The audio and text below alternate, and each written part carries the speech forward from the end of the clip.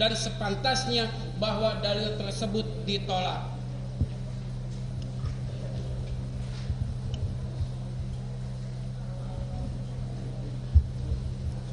Izin Yang Mulia, kami lanjutkan.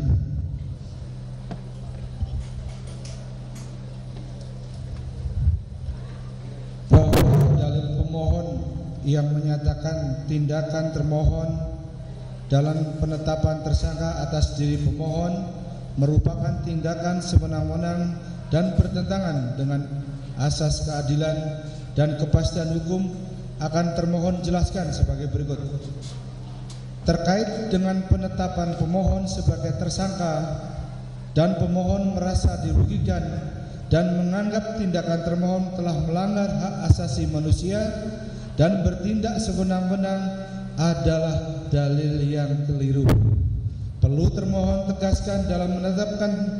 seseorang sebagai tersangka, penyidik atau termohon telah memiliki bukti permulaan yang cukup atau dua alat bukti yang sah sebagaimana yang dimaksud pasal 184 KUHP dan berdasarkan putusan Mahkamah Konstitusi nomor 21/PU/12 Romawi /2014 tanggal 16 Maret 2015 dalam amar putusannya menyatakan frasa bukti permulaan yang cukup dan bukti yang cukup sebagaimana ditentukan dalam pasal 1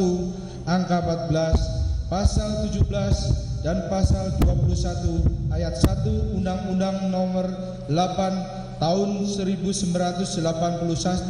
tentang Hukum Acara Pidana, Lembaran Negara Republik Indonesia tahun 1981 Nomor 76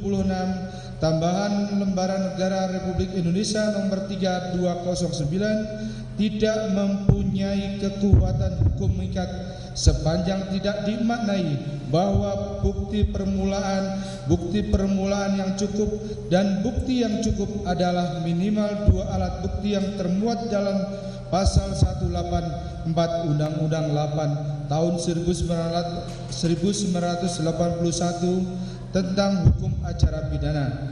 Dengan ditetapkan pemohon sebagai tersangka oleh termohon sebagai bentuk kepastian hukum yang diberikan oleh termohon dalam konteks hak asasi manusia sebagaimana salah satu prinsip dasar terdapat dalam KUHP, bahwa termohon dalam menetapkan tersangka telah melakukan pengkajian terlebih dahulu berdasarkan fakta-fakta hasil penyidikan dan telah dilakukan gelar perkara pada hari Selasa tanggal 21 Mei 2024 yang bertempat di ruang gelar perkara Ditreskrim Polda Jabar, yang mana dalam dialog dan diskusi gelar perkara tersebut peserta dan pimpinan gelar sepakat untuk menetapkan saudara Peggy Setiawan alias Perong atau pemohon sebagai tersangka karena penyidik telah mendapatkan lebih dari dua alat bukti sesuai dengan pasal 184 KUHP. Dengan demikian, dalil pemohon adalah tidak berdasarkan fakta hukum dan patut untuk dikesampingkan oleh hakim peradilan. Bahwa dalil pemohon yang mengatakan analisis hukum pemohon terhadap bukti yang dianggap cukup dalam menetapkan tersangka terhadap pemohon oleh termohon adalah tidak sah, akan termohon jelaskan sebagai berikut. Bahwa termohon dalam menetapkan pemohon sebagai tersangka sudah melalui proses tahap penyelidikan dan penyidikan terlebih dahulu sesuai dengan pasal 5, pasal 10 Perkap 6 tahun 2019 tentang penyidikan tindak pidana, yaitu memeriksa pelapor, saksi-saksi, ahli serta mengumpulkan bukti-bukti serta menyita barang bukti yang terkait dengan tindak pidana perkara dimaksud. Kemudian berdasarkan adanya fakta-fakta hukum sesuai dengan salinan putusan pengadilan yang sudah mempunyai kekuatan hukum tetap, yaitu atas nama tersangka Saudara Sakatata yang telah divonis bersalah oleh Pengadilan Negeri Cirebon dengan putusan nomor 16/Pitsus anak garing 2016 PN Cirebon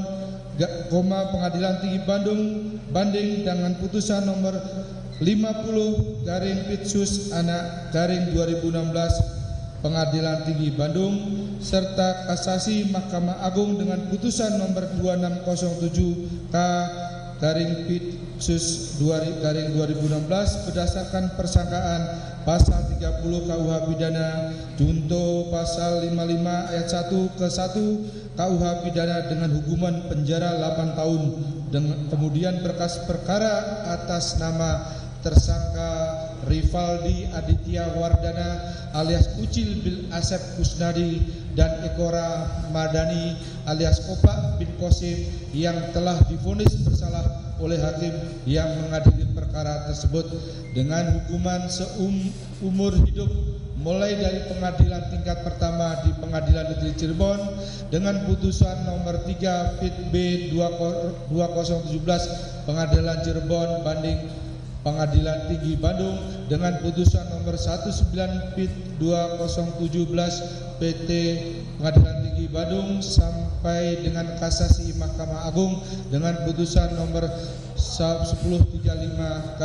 Pit 2017 dengan persangkaan melakukan tindak pidana perlindungan anak dan atau pembunuhan berencana dan atau pembunuhan sebagaimana dimaksud dalam pasal 80 ayat 1 ayat 3 junto pasal 81 ayat 1 Undang-Undang Republik Indonesia nomor 35 tahun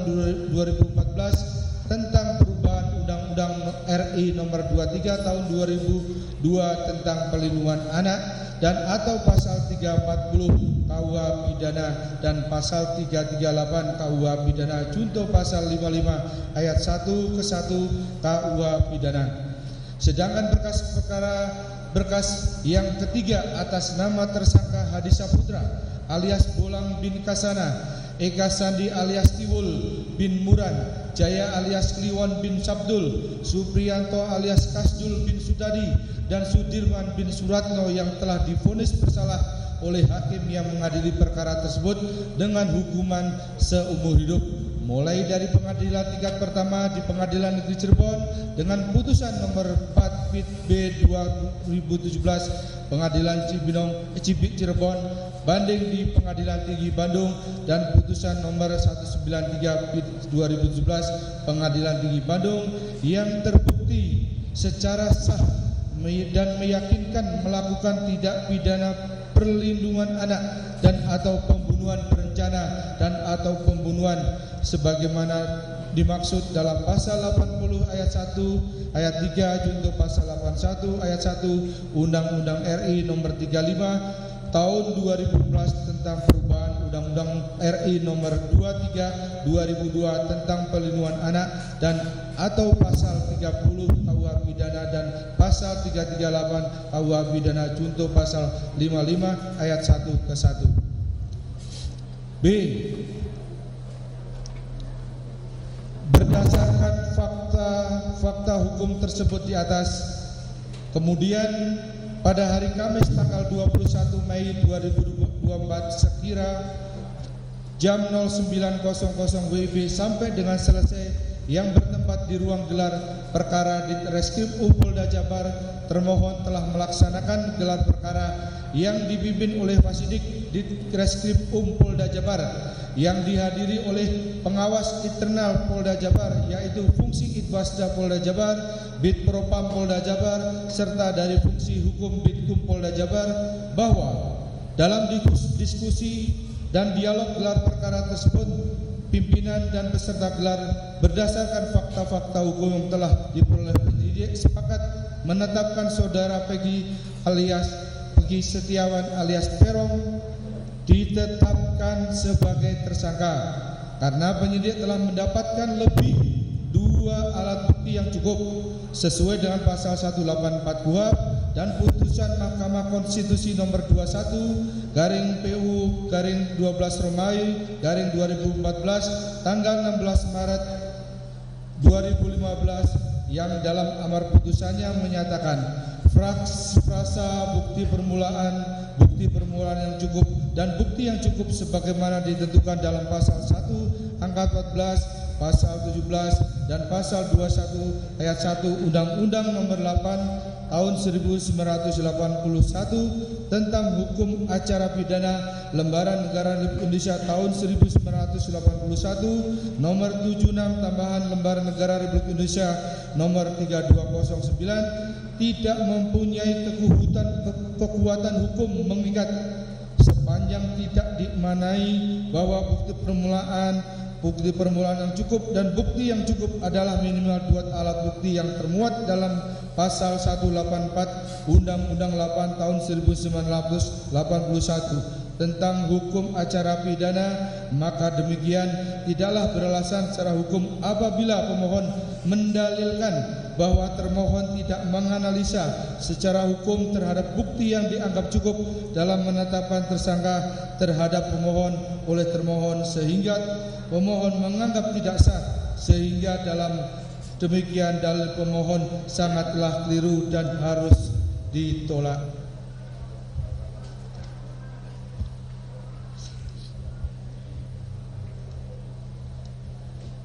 Bahwa menurut peraturan Mahkamah Agung Republik Indonesia nomor 4 tahun 2016 tentang larangan peninjauan kembali putusan pra peradilan pasal 2 ayat 2 menyebutkan bahwa pemeriksaan pra peradilan terhadap permohonan tentang tidaknya sahnya penetapan tersangka hanya menilai aspek formil, yaitu apakah ada paling sedikit 2 alat bukti yang sah dan tidak memasuki materi perkara. Dengan adanya ketentuan tersebut, maka jelas dalam persidangan ini kita hanya memeriksa tentang apakah termohon telah terdapat 2 alat bukti atau belum dalam menetapkan tersangka kepada pemohon tanpa melihat materi perkaranya, karena pembahasan materi perkara hanya dapat dilakukan pembelaan dalam persidangan pokok perkaranya. Bahwa berdasarkan fakta-fakta hukum sebagaimana didalilkan di atas, bahwa tindakan kepolisian yang dilakukan termohon berupa penetapan tersangka,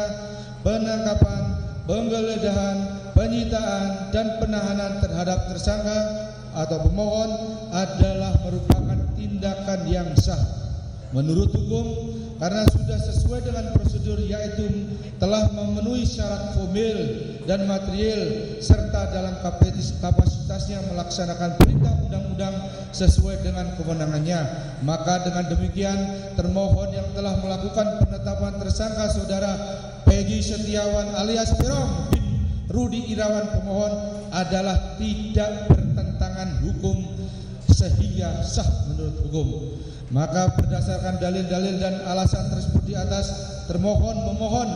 kiranya Yang Mulia Hakim yang memeriksa dan mengadili perkara pra-peradilan ini berkenan untuk memutuskan sebagai berikut. Dalam perkara 1, menolak permohonan pra-peradilan dari pemohon untuk seluruhnya. 2, menyatakan bahwa penetapan pemohon sebagai tersangka adalah sah menurut hukum. 3, menghukum pemohon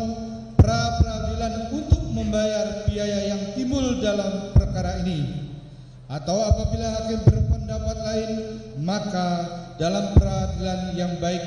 mohon putusan yang seadil-adilnya et aquo bono. Bandung 2 Juli tahun 2024. Hormat kami kuasa hukum termohon Kombes Nur Adiandari dan kawan-kawan. Selesai. Jawaban dari termohon sudah selesai dibacakan. Selanjutnya agendanya untuk replik, begitu? Jam 1. Mohon izin. Ya. Oh ya, silakan kalau ada replik. Kalau gitu yang di sana. Nanti dikasihkan lagi aja yang dari sini ya. Silakan.